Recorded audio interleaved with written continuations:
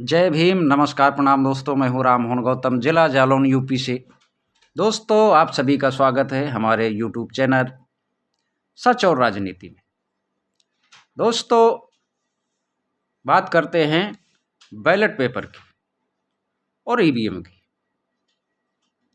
दोस्तों, जब ballot paper से चुनाव होते थे, जितनी भी राजनीतिक पार्टियां थी अपने हिसाब से चुनाव लड़ती थी और कुछ पार्टियों के लोग, चमचे दलाल गांव देहात में पहुंच जाते थे।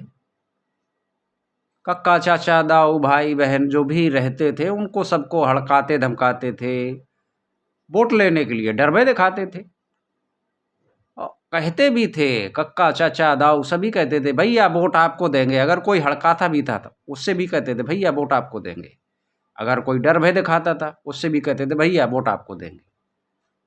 लेकिन जब वोटिंग का टाइम आता था, अब वोट डालने जाते थे,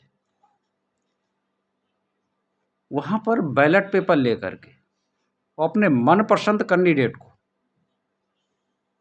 देख करके और फिर उसमें मोहर लगाते थे और फिर वो बैलेट पेपर बैलेट बॉक्स में डालते थे। कहते थे बड़ा सुकून मिलता था उस कि हमने अपने मनपसंद कैंडिडेट को वोट दिया।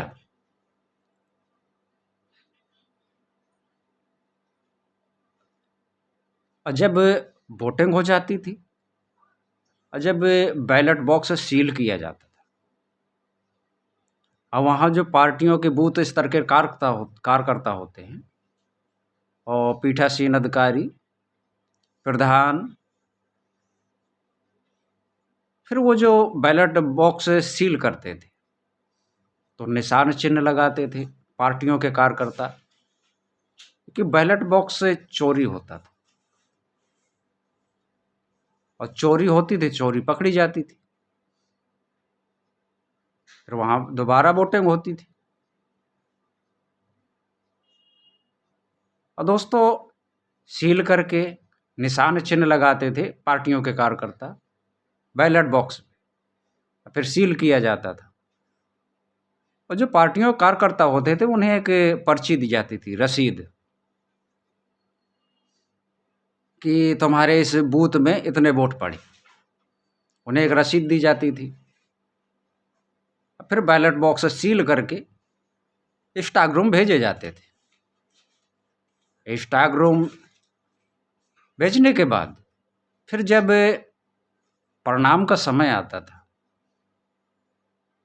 वोटिंग खुलने का, तब वहाँ पर जो पार्टियों के बूथ स्तर के कार्यकर्ता होते हैं वहाँ सभी मौजूद होते थे।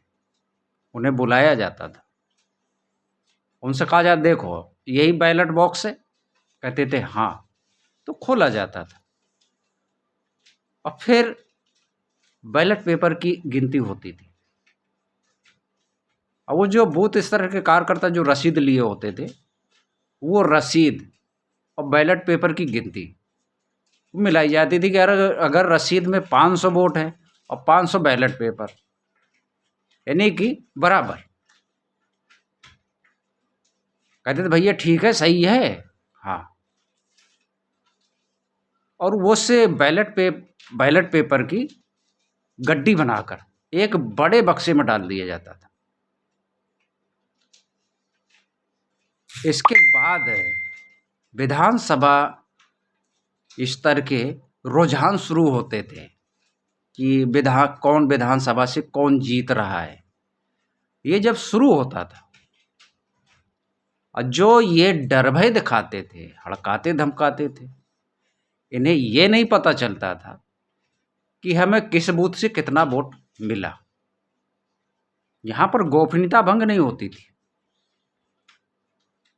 उन्हें पता नहीं चलता था। जो कोई हड़काता धमकाता था, डर भय दिखाता था, पैसे भी बंटवाता था, उसे पता नहीं चलता था कि किस बूथ से कितना वोट मिला, क्योंकि विधानसभा स्तर से रुझान आते थे और परिणाम आते थे, इसलिए गोपनीयता भंग नहीं होती थी। इतना अच्छा था हम सभी का बैलेट पेपर। कम खर्च में चुनाव संपन्न हो जाते थे, महंगाई की मार नहीं झेलनी पड़ती थी। दोस्तों,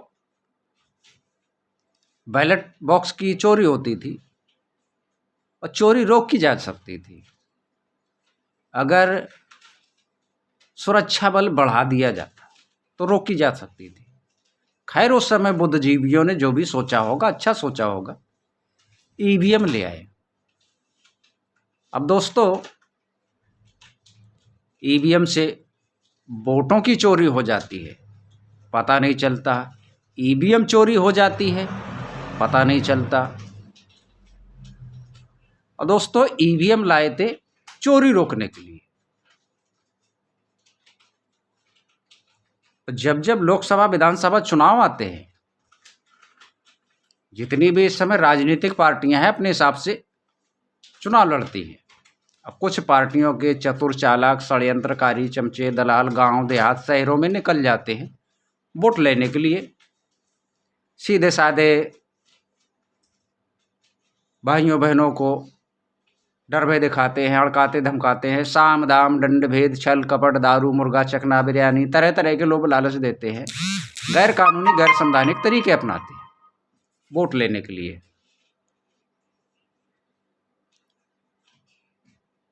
शासन प्रशासन जानता है, चौराहे चौराहे पर चेक पोस्ट लगती है, बड़े बड़े न्यूज चैनलों में, टीवी अखबारों में आता है, आप सभी ने देखा होगा। दोस्तों, इतना षड्यंत्र करते हैं वोट लेने के लिए, सांसद विधायक बनने के लिए, सत्ता शासन में आने के लिए। चुनाव हो जाते हैं और फिर जब ईवीएम से वोटों की गिनती होती है, वहाँ पर जो एजेंट होते हैं वो बता देते हैं। अब परिणाम आता है ईवीएम से बूथ स्तर से कि किस बूथ से किस पार्टी के किस कैंडिडेट को कितने वोट मिले। यहाँ से बूथ स्तर से परिणाम आते हैं और जिस बूथ में जिसने डर भय दिखाया, पैसा बंटवाया, लोभ लालच दिया, हड़काया धमकाया, उसे बूथ स्तर में पता चल जाता है कि यहाँ पर वोट नहीं मिले। रुझान आते ही दंगा फसाद शुरू हो जाते हैं।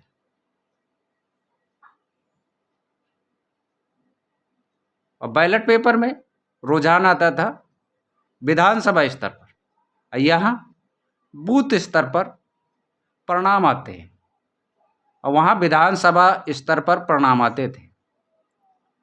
इतना अच्छा था बैलेट पेपर।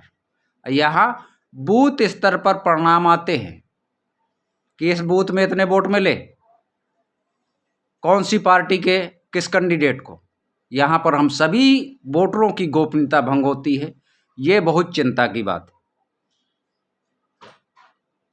इसको चुनाव आयोग को संज्ञान में लेना चाहिए। संविधान में लिखा है कि किसी भी व्यक्ति की व्यक्तिगत या सामूहिक गोपनीयता भंग नहीं होनी चाहिए। यहाँ गोपनीयता हम सभी वोटरों की भंग होती है। और जो षड्यंत्र करते हैं, साम दाम दंड भेद छल कपट, डर भय दिखाते हैं, हड़काते धमकाते हैं, पैसा बंटवाते हैं, ये पैसा कहाँ से आता है, कहाँ जाता है, कहाँ से आता है ये तो पता नहीं चलता, लेकिन कहाँ जाता है ये आप सभी देख रहे होंगे।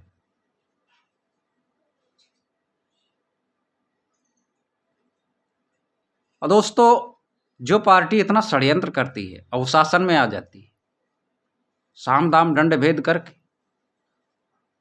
और उसे ये पता चल जाता है कि किस बूथ से वोट कम मिले, किस बूथ से वोट नहीं मिले, फिर दोस्तों वहाँ पर विकास जन्म नहीं लेता, जन्म लेता है शोषण, अत्याचार, भ्रष्टाचार, गुंडागर्दी।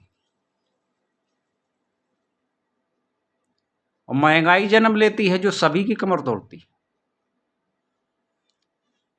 दोस्तों, ईवीएम से इतनी समस्याओं ने जन्म लिया। क्या इतनी समस्याएं अभी कम हैं ईवीएम बंद करने के लिए? ईवीएम हटाओ, लोकतंत्र बचाओ, बैलेट पेपर लाओ। इस बारे में आप सभी के क्या विचार हैं?